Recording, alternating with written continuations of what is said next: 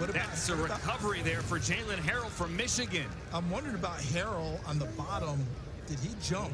I'd love to see that if we could from the wide view, because I thought Harrell was off and running. I thought that'd be a play you might blow dead. But instead, Harrell gets the benefit from the takes the ball recovery. Hey, he's learning to be a pro early. Keep the football, take it in, put a little tape on it, get it painted up so you can go on your mantle at home. So on the botched exchange, the national defense is going to get credit for a second turnover forced. Williams had the interception of Milton in the end zone earlier, and here Pratt couldn't get the snap from center from Christian Haynes. They're playing center from UConn. Jalen Harrell from Michigan falls on it. Now a chance here for the National to cash in. Missed the field goal earlier. Hartman from the 20. They open in the red zone. Hartman gunning left, and now that's intercepted. Jarvis Brownlee. And Brownlee is still going across the 30 all the way back to the 40. Nice return. 6 career interceptions for Jarvis Brownlee Jr. Here's another one. That was a heck of a play. He's had a great week of practice as well. We've seen some of the one-on-one clips. They've made their way through social media of him running routes for receivers. Just anticipation and awareness and undercutting. This one, CD, I think was just thrown right to him. Yeah, I think this is one of the easiest ones he's going to have. Look all the way up here at the top. Actually, I think I circled the wrong guy. He was inside and playing in the slot, and he ends up taking he's in perfect spot, and the ball goes right to him. But give him credit. You mentioned what a good week he had at practice. They vote for awards during the week at each position. All the players have to vote. The receivers vote about the DBs, et cetera, et cetera. Brownlee, the American team's DB of the week, cornerback of the week, and you see it pay off there. He's got good hands. You saw him catch the helmet as it was sliding off of his head. Nice. Jarvis Brownlee, talk a little bit of trash, certainly. That's also part of his MO. And now he has something to talk about here with that interception. So turnovers on back-to-back plays. The American team back with the football with 33 seconds to go. Michael Pratt checks it down to Schrader. Cedric Gray's not going to let him pass, however. It's a gain of 8 out to the 47. Clock is going to stop. Nope, it's going to keep on going here. You got to get this down the field, or you got to get this to the sideline. You can't check it down underneath in the middle. Americans out of timeouts. Pratt, another check down to Schrader. Or you can. Or check it down the middle. It's going to be a long field goal. What field goal? You're out of timeouts. Right. So, that didn't work. That is it for the first half.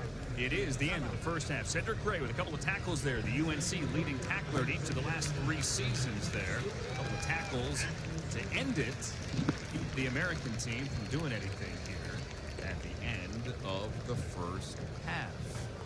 We have a 7-7 score here at the break. We'll watch the 75th edition of the Reese's Senior Bowl. The American is going to start third quarter with the football. After getting nothing there on that final possession. Let's go down to Tom Pelissero. Terrell, it got a little bit wild there in the final couple minutes of that half with the turnovers. What did you like out of your team? You know what? I like the way we started the game. I thought we did a good job of taking the ball down, scoring on offense, 3 and out on defense. But then we came back on both sides and had a little bit of a lull, but these guys are still competing and doing. We just can't put the ball on the ground, and then we got to be able to stop the run and know who the quarterbacks are in the game. We heard your pregame reminding your team that, yes, the quarterback is live. What's the message now at the half? To remind them that he's live, because we haven't hit him yet on defense. So good luck, Drill. Thanks. Thanks. Guys. The quarterback is live. We've got to get to the quarterback. Thank you, Terrell Williams. Great atmosphere here. Great college football atmosphere here for the final college football game of the year. Back to the studio. Back to Patrick Claybon in LA after this. Randall Total Access at the half.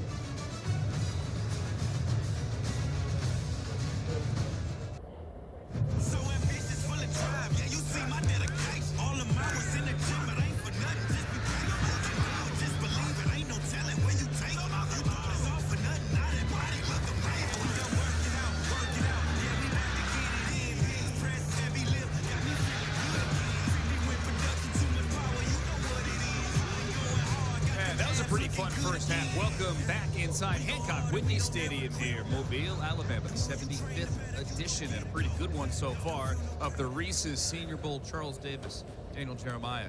My name is Andrew Siciliano. DJ had a couple of long touchdown drives, some offensive plays made. Certainly, what'd you like? Well, I thought overall defensive half, but I liked what I saw from two quarterbacks. Bo Nix taking the team right down the field, getting a touchdown. A lot of running the football, but good decisions made there. And Spencer Rattler, when he got the opportunity, got the look he wanted, he took his shot, played really well in the first half. So impressed what I saw with those two quarterbacks. But CD, this was mostly about defense here in the first half. You're exactly right about that, and that's the reason why the scoring is down. You're not having offensive fireworks because of plays like this. Tyrese Knight, the linebacker out of UTEP, just jumped right on A.J. Barner. Not much of a gain. Good play speed. How about Jarvis Brownlee? Right after they'd gained an interception, taking the ball away, he did it for his team. Picks off Sam Hartman, and real determined run back as well.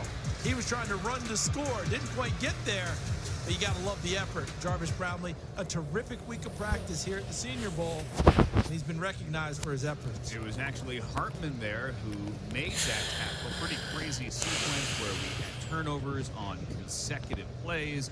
We had a long missed field goal. We had a short missed field goal. We had the clock running out at the end of the second quarter. No timeouts there for the American trying to get a field goal set up, and they could not do it. Gene Bell signing some autographs. Look like the pads are off, so his day might be done. The American kicking off. Dylan Lowby is going to let it go over his head for a touchback. And here we go now, the third quarter of the Reese's Senior Bowl. 74th year out of 75. This game has been here in Mobile. We're now on the campus of South Alabama. Saw Carter Bradley there from South Alabama. We'll see him a little bit later. But in the meantime, guys, what do you think of Sam Hartman of the first half? A couple of throws you'd like to have back, maybe a couple decisions, but we did see him use his legs, which was nice to see. And when he's got a little greedy, he's found himself in trouble. He's got Kamani Vidal in the backfield, and the Troy back doesn't really have a lot of room to run. He's immediately hit there by Tyke Smith, among others, the Georgia safety. Doesn't he have a background that has kind of got a little famous to it? Kamani Vidal? Yes. Good call there, Charles. He's the great nephew of local legend of all legends, truly, the great Henry Cameron Hank. Yes, sir. Jinx. Great uncle. Tail down back. Little play fake here. Hartman under pressure. Hartman dumps it down to Barner, the tight end, through traffic, close to a first down. All right. I mentioned the great nephew, and there he is with his great uncle, the legendary Henry Aaron. Pretty cool there. That is awesome. Celebrating the new year, it looks like. Yeah. In the background there. Not bad lineage, huh? No, not at all. He has to do his home run hitting as a runner, though, right, DJ? As That's opposed right. to swinging the There you go. bat. There you go. They're using those two tight ends in tandem a lot there for the national team. They don't have any options.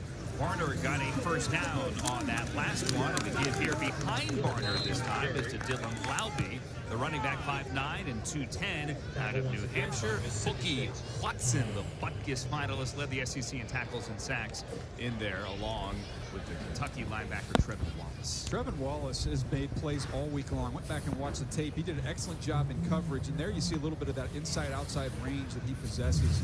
I love the fact he's 244 pounds, CD. We see so many. That's old school. 225, 244. 230-pound linebacker. This is a big dude. 244. That's a rush end now. I mean, my goodness. It's a thumper. Second and 8. Got Tez Walker, top of the screen, the North Carolina helmet. Let's see if they can get him involved. Hartman looks the other way, now goes back left. Now pressured. Hartman's gonna run. Running away from Jordan Jefferson, the big LSU defensive lineman. And he is close to a first down, but he might have run out of bounds about a yard shy.